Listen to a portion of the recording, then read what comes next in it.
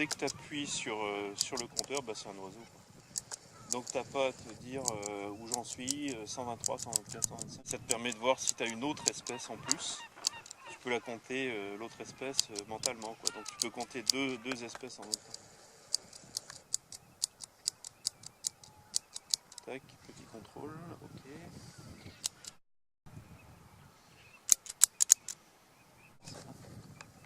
Donc là, dans le marais, il y a 252 sarcelles. Les barnaches, il y en a 59. Il y a 3 ou 4 vanneaux aussi.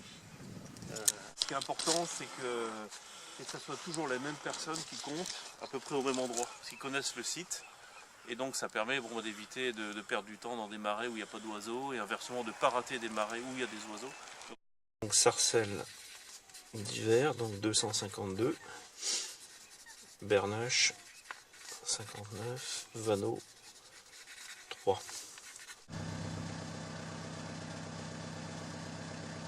Voilà, donc on a un grand gravelot et 14 bécassos variables. Un chevalier gambette et une barge à queue noire. Gambette. Tac, hop, voilà. C'est la population de barge à queue noire islandaise qui est en augmentation depuis une bonne quinzaine d'années maintenant. Hein, et donc maintenant il y a plusieurs milliers qui hivernent sur l'île. Donc, alors qu'avant, il y a 20-25 ans de ça, il n'y en avait qu'une, je sais pas, 200, 300 à peine. Donc ça a bien augmenté.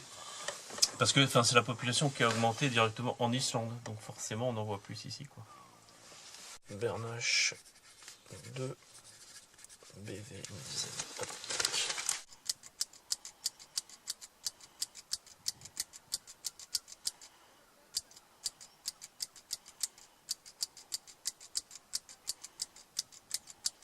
Alors il y a quelques bécassos variables avec.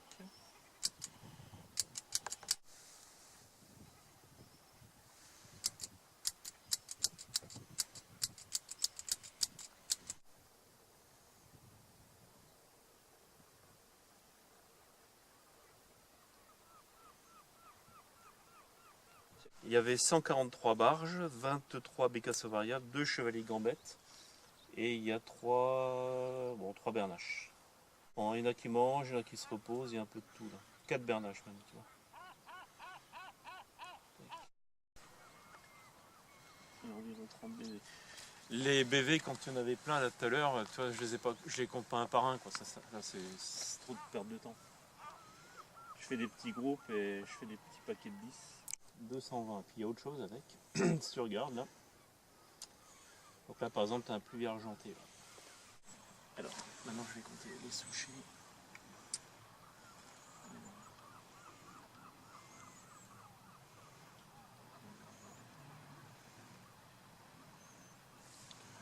Sept souchés.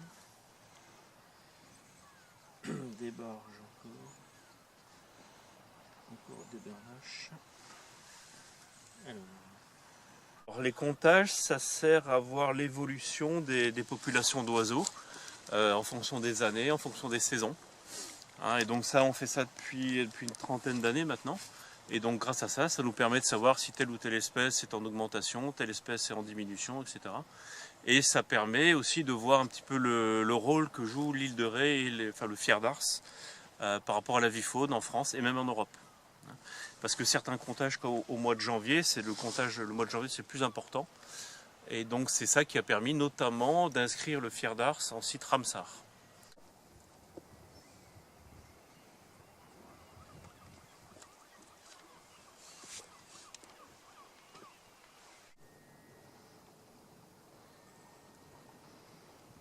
On n'est pas à deux près.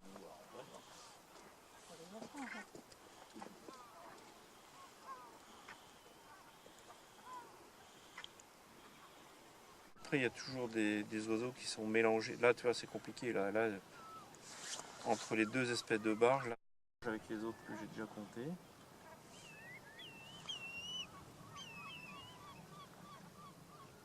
Là, il faut faire vite. De temps en temps, il faut regarder un peu dans le ciel pour voir s'il n'y a pas des oiseaux qui arrivent qui n'étaient pas prévus. 450 bécassos variables. Là par exemple, il n'y a pas de bécasso maubèche. Et alors le bécassemot beige, c'est un oiseau qu'on n'a pas tout le temps ici. Il y en a beaucoup dans la baie de l'Aiguillon, et donc certains jours il n'y en a absolument aucun ici, mais des fois il y en a.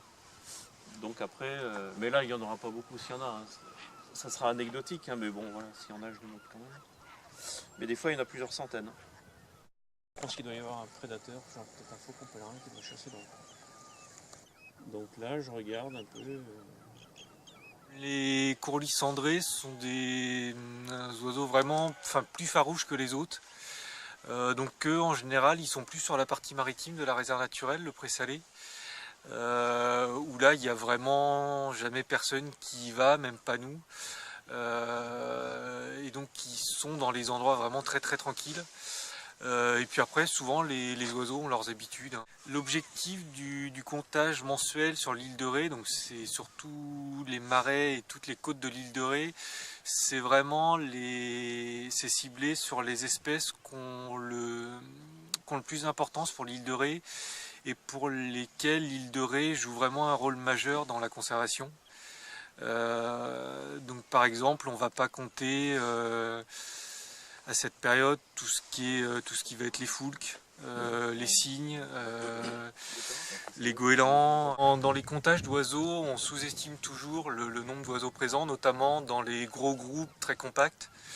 Donc plus on a d'expérience, moins on sous-estime. Ce qui est assez dur dans les comptages, surtout pour les gros groupes d'oiseaux, c'est de rester concentré assez longtemps, parce qu'on compte des groupes d'oiseaux de 3, 4, 5, 6 000 oiseaux qui sont serrés les uns contre les autres.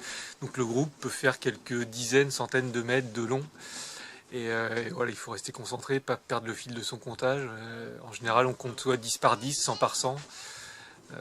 Donc voilà, si on perd le fil, il faut tout recommencer. Regarder dans les longues vues, les jumelles, c'est une habitude à prendre, mais une molette qui permet de faire la netteté, du coup, même si on a une mauvaise ou bonne vue, ça change pas trop, on arrive à faire la netteté avec l'appareil et ça va.